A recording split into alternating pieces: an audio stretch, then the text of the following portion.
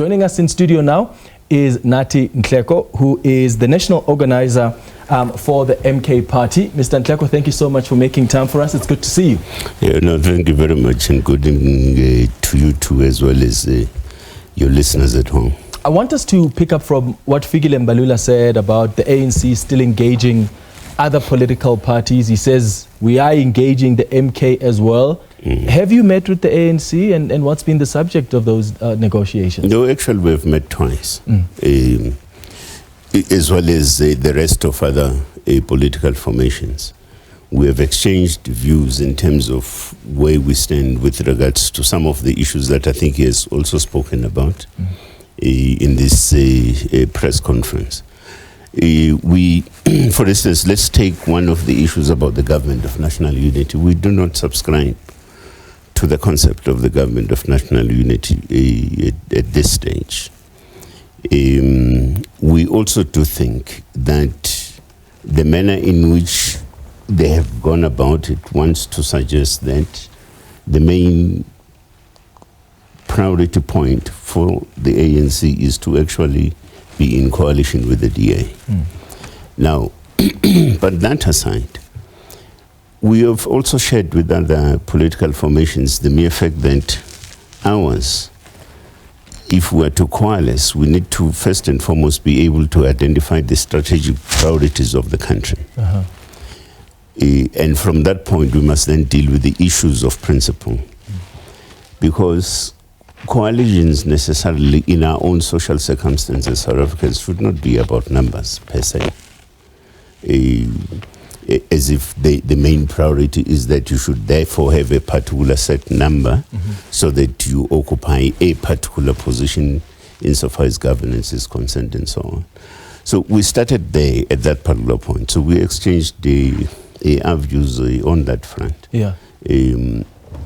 We then proceeded to meet with the other political formations. We met with the ATM, Al-Jama, we met with the National Freedom Party, we met with the Patriotic Alliance, amongst others. I think those are the ones that I can still remember. So there have also been engagements with Inkatha Freedom Party insofar as particularly the province of KZN. So obviously the time is running out. Tomorrow is the swearing in of members of the provincial legislatures, the swearing in of members of parliament as well. So the clock is ticking.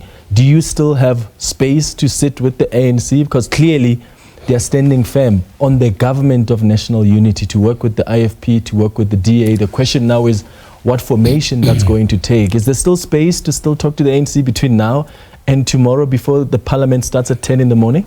I suppose so. But the fact of the matter is that we left it off at the level of our engagements with them as the African National Congress, having got to come back on to the issues that we had raised with them.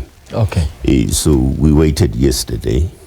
We made a follow-up at some point this morning to then say we're still waiting for a feedback and so on. So which has not happened, and understandably so, because I think they've been traveling down to Cape Town and so on. So yeah, my take is that this is an open door. Okay. To be clear, as the MK Party, did you have a condition that the ANC President Cyril Ramaphosa must step down? No, we didn't. We exchanged our own sort of views with regards to the issue of President Ramaphosa. And I don't want to get into the detail thereof, because I would want to leave it as a matter between the two parties, really, that can be probably be discussed at any other point. But at least we stated our own opinions about that. So that was not a condition, at least that's clarified. Let's talk about the swearing in tomorrow. There's a statement that was released by the MK Party that members of the provincial legislature will be sworn in. Wasn't it the position of the party that members of the provincial legislatures will not be sworn in solidarity with members of parliament that were supposed to be sworn in tomorrow, but your position is that they're not going to participate in the first sitting of parliament? No, we said that our members in provincial legislatures, they should actually report there.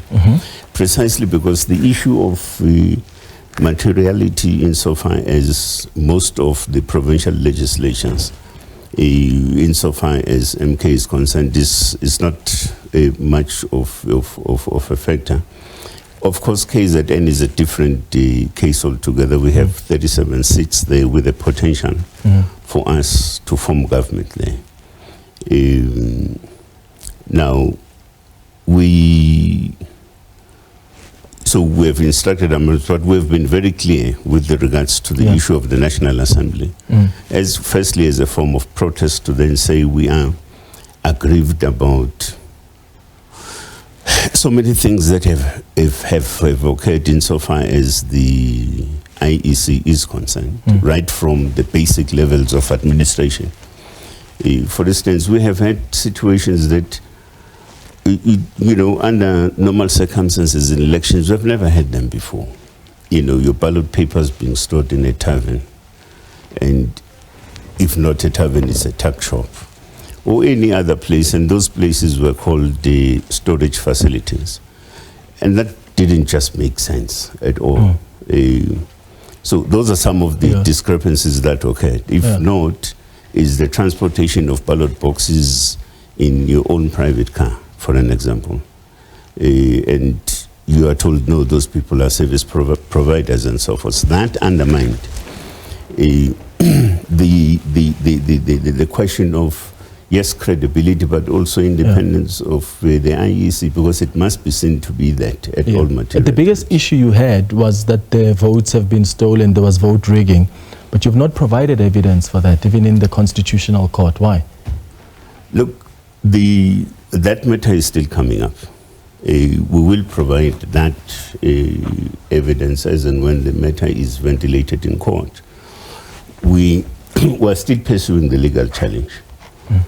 And our lawyers are busy with papers and so forth, and we expect filing to take place on Monday. So that's part B of your application, right? Because the first one was about agency. Exactly. But even that agency, that hinged on the argument you made about votes having been stolen. So even when you argue agency, you must still provide some level of evidence so that the Constitutional Court is able to go, there's a reason we must actually hear this case, because here's the evidence that they are providing. It would not be in the interest of justice for us to just not hear the matter out. But you didn't provide that evidence, which didn't work in your favor. That evidence is there, and it's going to be there as and when the matter is heard. I think at the level of the Electoral Court, for an example, including how the system was actually manipulated. So that we have. And we'll put it out there. And I'm not going to talk about it now, in a sense that it's a matter that is still coming up at the level of the court hearing itself. So the evidence that you have of vote rigging is that the system has been manipulated, and that's what you will provide? The system was manipulated. Okay. And could you not provide some of that evidence in Part A of the application? That would have strengthened your case. Again, remember that there are processes that we also had to follow in terms of, garnering up of that amount of evidence. You didn't have all of it by the time you went for Part A of the It's not even about the question of not having all of it and so forth. I think the premise for the court action that we mounted was about, basically, interdicting the process that's taking place tomorrow. So that's the basis of the agency.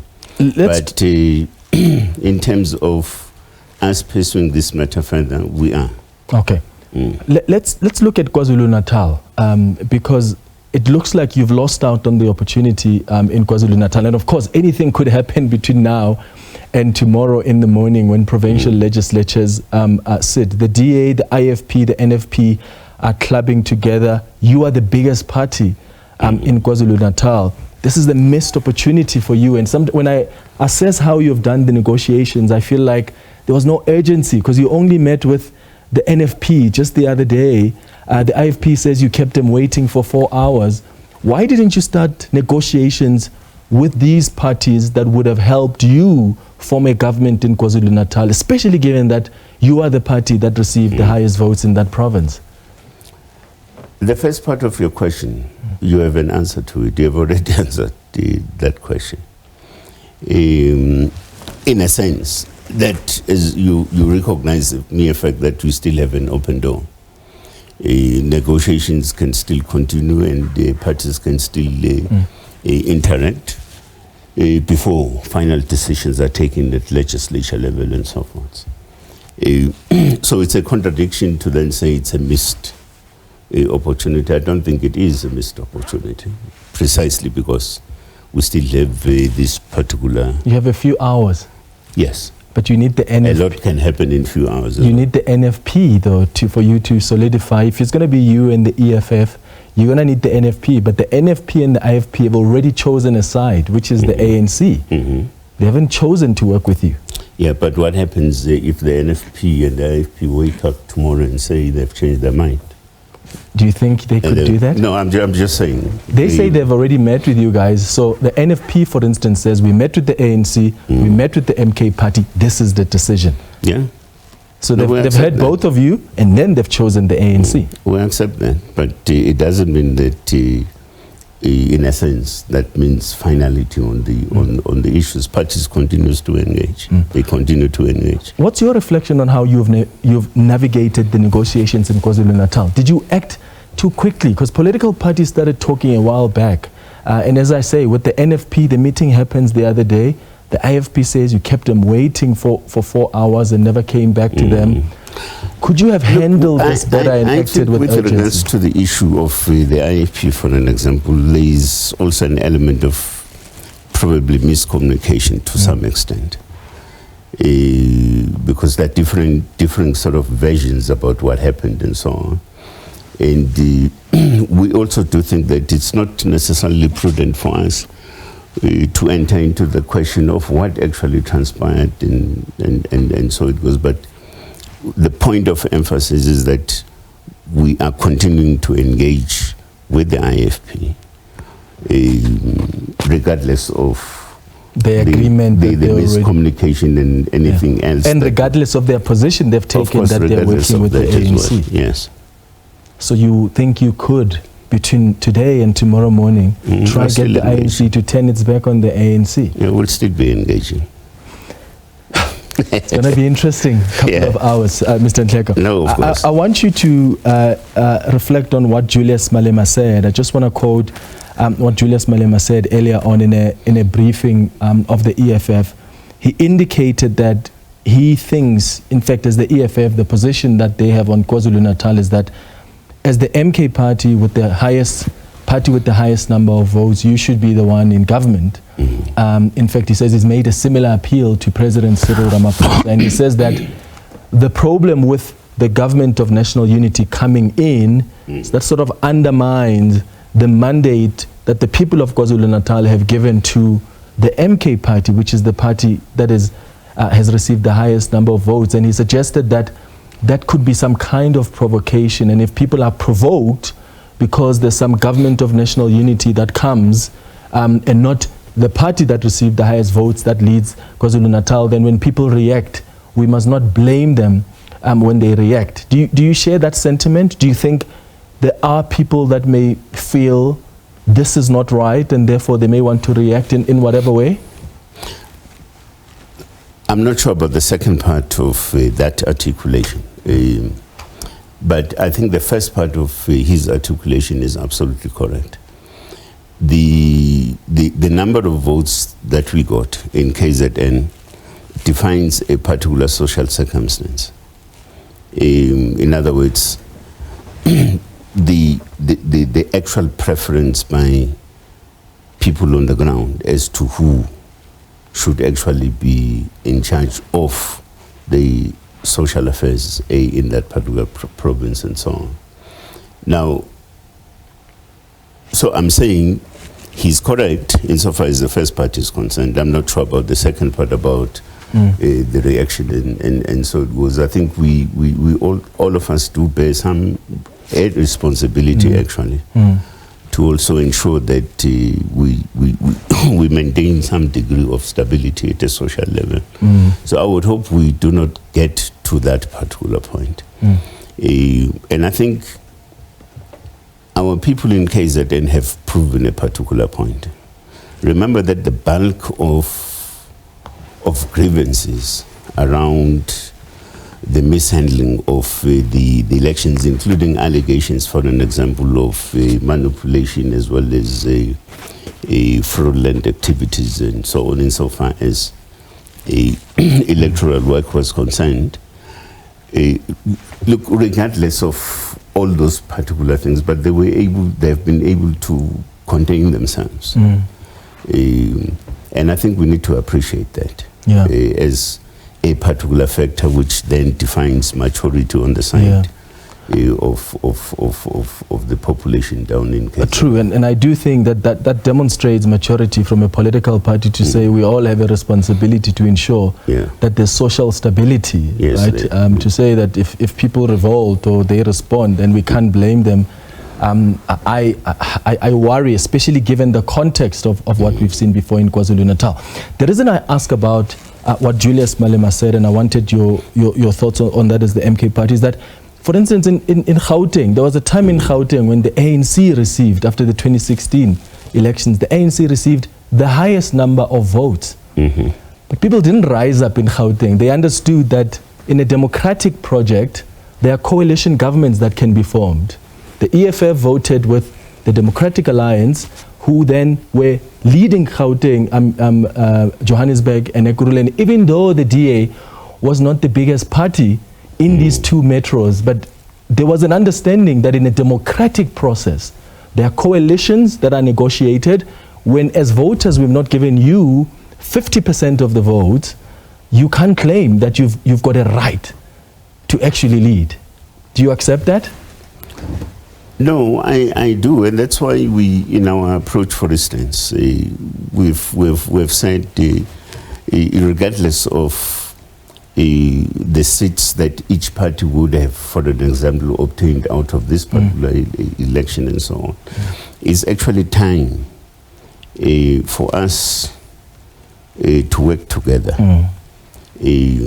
But our working together must be defined by these sets of principles that I referred to earlier on, must also be guided by the clearly identified strategic priorities of the country and so on. And then we coalesce around those parliamentary. I think if we narrowly just drill it down to just simplistically numbers, it's going to be a problem. So, for instance, we have said to the NFP they have one seat. I think EFF has got 2 seats, if I'm not mistaken. And other smaller parties, for instance, Al-Jamaa in the National Assembly, they have also about 2 seats. ATM is about 2 or 3 seats, something like that. And our view is that regardless of the size and the amount of seats, all these parties, we must be able to work together with them.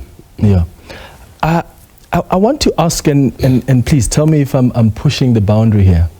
As a former member of the ANC yourself, when you look at how they've managed this process, I mean, Julius Malema earlier said something that I thought is quite poignant. He made a point that he said, we cannot, as the EFF, compromise ourselves. And he says, the party can't close its eyes in the name of an inclusive government and agree to be part of a government of national unity where the Freedom Fund Plus, for instance, is being engaged by the ANC, a Freedom Fund Plus that actually wants Orania to be constitutionally recognized.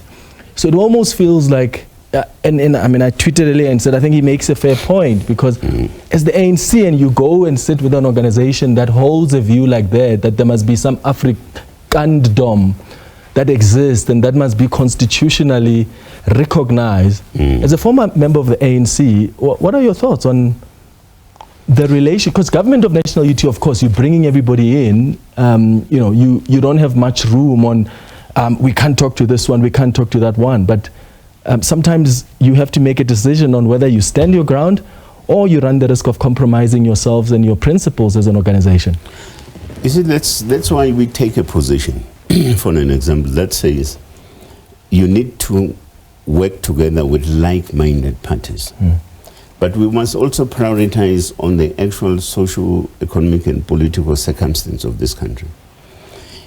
Because if you don't, I mean, these formations that you're talking about, they represent almost everything that is against, development, progress, but also prosperity of Africans and black people in general. Now, and then you say you want to form a coalition with them. Around what exactly? That's the puzzling part. Now, it's and that's in our engagement. For instance, we're trying to get to this point and then say, but try and educate us on this one. What exactly are we coalescing about with people who have stated positions? For instance, the DA says, yeah, they are for the government of national unity, but they do not want MK and EFF there. Okay, so what does that mean? But the EFF has also said we don't want to be with the DA. I'm sure you guys have indicated we don't want the DA as well. Of course. So you guys don't want each other. I like the way you simplify it, but I'm just simply saying, so, and I'm not saying it's because we're aggrieved by what they're saying. No, we're not aggrieved. Yeah. Because they represent everything that is anti-us. So, and that's why we say, look, if they were representing, for an example, a similar set of interests as we do, if they were, for an example, working with us with regards to issues of poverty, hunger, underdevelopment, and backwardness in our society, particularly which is manifested largely amongst Africans and blacks in general, then we'd be talking something else. One of the serious matters that that we have to address ourselves to. Wits University I think in 2023 published a research study which is very startling,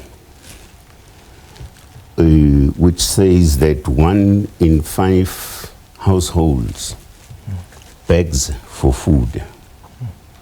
1 in 5 households begs for food. Now, if you drill down to it, you realize that you probably would be talking about close to a quarter of this population, South African population, that is begging for food. Now, so if we talk of stability and the need to stabilize society, these are the issues that you need to address. But that study also goes further. It then says, women and children have been severely impacted by this particular circumstance, begging for food, from a mental health point of view. Now, so there's no way that we should not be concerned about issues like the DA this. would argue that we are also concerned about that. In fact, we want to change the reality of the people that are living in poverty, that are living in unemployment.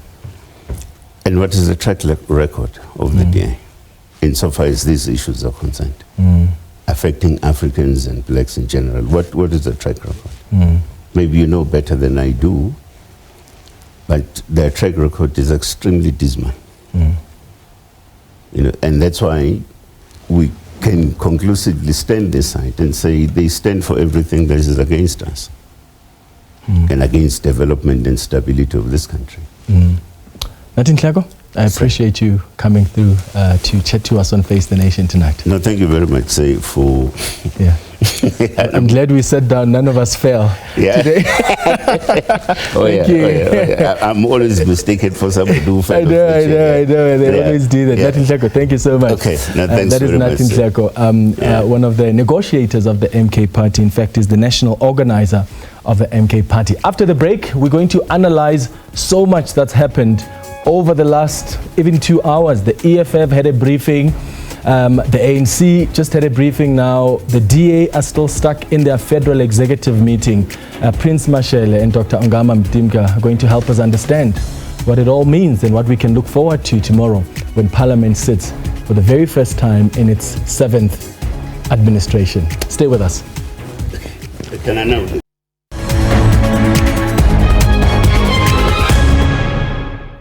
Welcome back. The question we've been asking you tonight on Face the Nation is what you make of, in fact, what has happened in the last 2 hours. The EFF made a proposal to occupy the position of Speaker or Deputy Speaker. That's a proposal they made to the ANC. So is it time for the position of Speaker to be occupied by the opposition? Some of you have sent us your tweets. Mzuvukile says, I think any member of parliament who is seen as competent person can occupy the position of being a speaker or deputy speaker as long as he or she is following the country's constitution, not the constitution of her or his political party, which is opposite the country's constitution. Sake says, I mean, if it's a government of national unity, why not give them the speaker and see how it goes? But by the way of things, it seems like the speaker will come from the ANC. It's a good proposal. That's what Uyanda says. The ANC should just work with the EFF and the IFP. That's the only stable government that will last. Thank you so much for your tweets. I want to bring in now Prince Mashele, who is a political analyst who joins us in studio, also joined by Dr. Ongama Mtimka, who joins us via Zoom. Gentlemen, thank you so much for making time for us. Prince, let me start with you and pick up from what some of our viewers are saying on X. The position of Speaker, the EFF says, we're not going to be part of government of national unity, but here's a proposal to you. Give us the Speaker or Deputy Speaker. The DA, my understanding is that they've also made a similar proposal to the ANC. Would that work in terms of one, accountability, or would that leave the ANC politically exposed? Look, I would be very surprised tomorrow if a president from the ANC were to be nominated and elected in the context of the Government of National Unity Agreement, and the ANC at the same time gets the position of the Speaker. I would be very surprised. My sense is that they will split these two.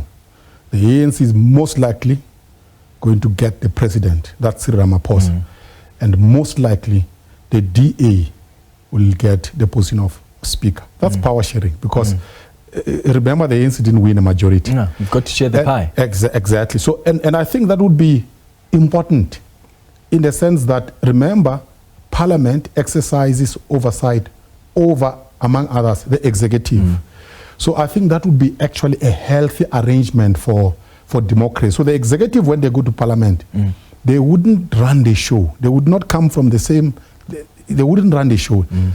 Parliament would exercise oversight. That's what I expect. Yeah. Dr. Ongama Mtimka, what do you think will be the consequences? Because, I mean, in terms of accountability, we've always heard the complaints that an ANC speaker always protects the ANC president and the ANC ministers.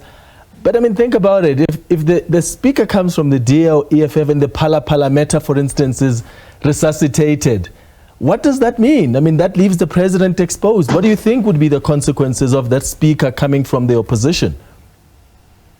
So there are shades of opposition starting from tomorrow. And if the opposition speaker comes from within among the parties that are in the GNU anyway, there will be some degree of warm relations between the executive and Parliament, as you would in a dominant party system. Because, as Fikile Mbelula said recently, that they want to carry this principle of a government of national unity, both at the level of the executive and cabinet. So to have a true effect of that would be what the EFF is calling for, where the speaker would be coming from outside the GNU itself. So it's not, that gives you the most effective outcome as far as the posture that the National Assembly would take in relation to the executive. It would have to come from outside the GNU itself. What I think will happen, though, is more where it will be among the parties in the GNU who will take that position. And even though there would be improvement as far as the relationship between the National Assembly and the legislature and the executive, it would still be a managed relationship nonetheless. Prince, the EFF earlier said, Julius Malema says, I met with the president, I made a proposal. So far apart from the speaker position, he says, don't dismiss our MMCs at local government, because what we're beginning to see now is that because the EFF is not seeing eye to eye at the top level, at national, even in these coalitions, that's beginning to trickle down to the metros. The ANC mayor in Ekurhuleni fired an EFF MMC of finance, and Julius Malema gives this ultimatum to the ANC that if you don't reinstate him tonight, all of the MMCs of the EFF are somehow going to resign from their positions. What do you make of this positioning that the EFF is taking? Because it almost comes across as though they wake up late. They wake up late now to say, "Oh, we're not going to be part of government of national unity, and we stand by that. But we still need a piece of the pie, and therefore, this is what we make a proposal to you if we support the ANC president tomorrow in Parliament." It's a confused position on the part of the EFF. You can't bargain and not bargain at the same time. There is a window to negotiate a coalition government with the ANC. You say you're not going to be part of it, but then you place conditions outside those negotiations. Politics doesn't work that way.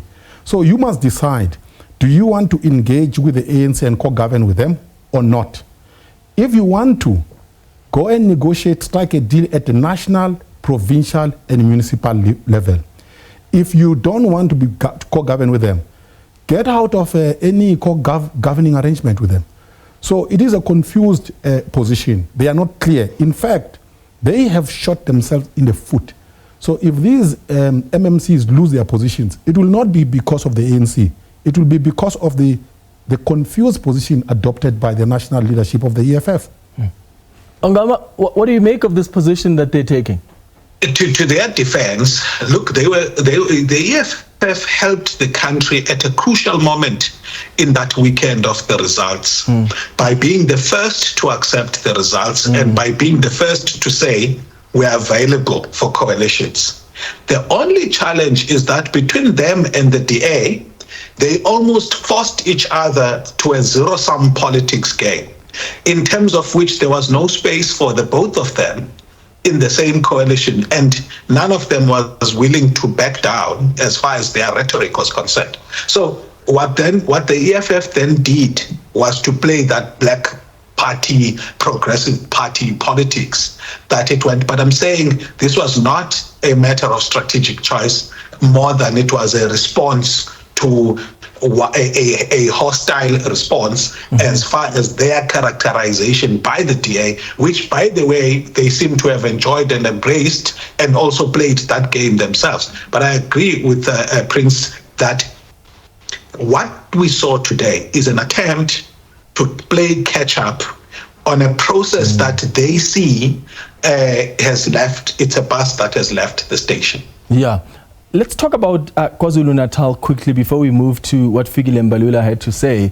The NFP, the DA, the IFP, the ANC have now decided they will club together. It seems like the deal is reached there. Nathi Nhleko tells me he's going to try, as the MK party, to still talk to the NFP and the IFP between now and tomorrow, and maybe they may change their minds, maybe not.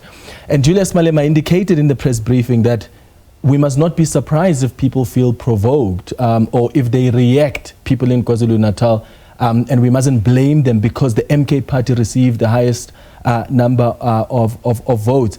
Nathi Nhleko takes a different position in that as political leaders, we need to be responsible and ensure there's social stability. Prince, on that issue of what may happen in KwaZulu-Natal, given that the party that received the highest votes is clearly possibly not going to be in government, are there consequences to that? You see, I followed your interview with Nathi, and you made a very important observation about what happened here in Gauteng, in particular in Johannesburg, after the 2016 elections. The ANC had touched more than 40%.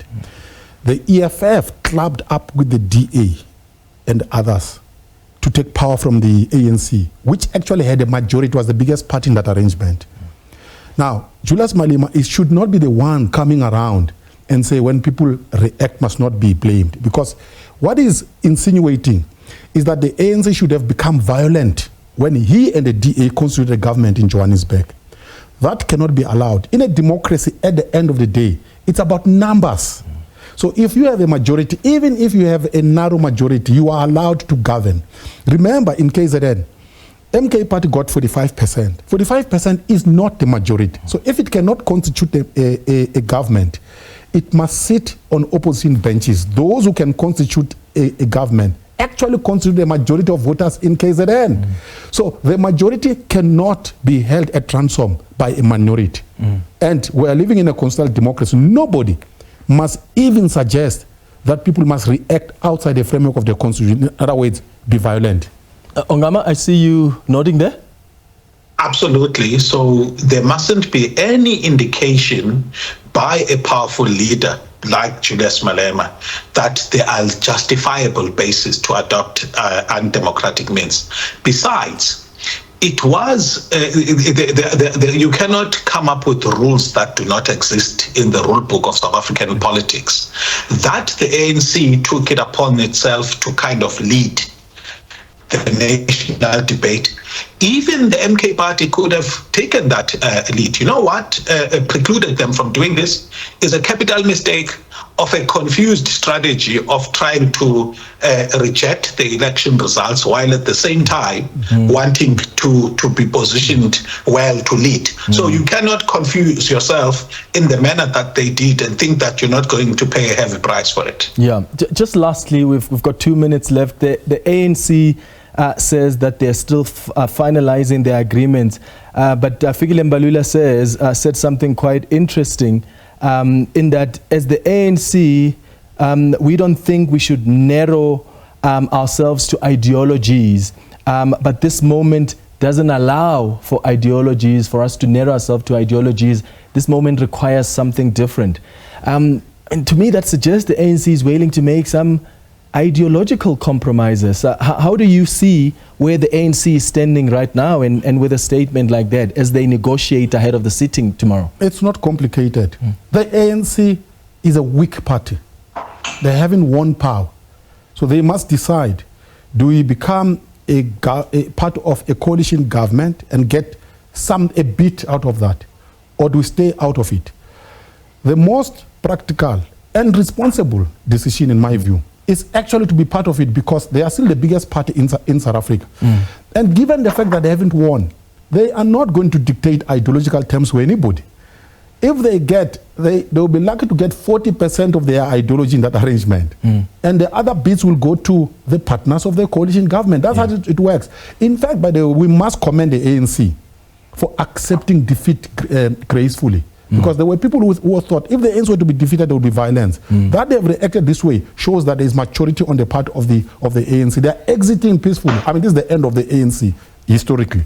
All right, Prince Mashele and Dr. Ongama Mtimka, I'm out of time, but thank you so much for your wonderful, insightful analysis here on Face the Nation. And thanks to you for watching the show tonight. We'll be back on Tuesday at 8 p.m. Coming up next is the late edition with Mbali Tetani. Have a good evening. Cheers.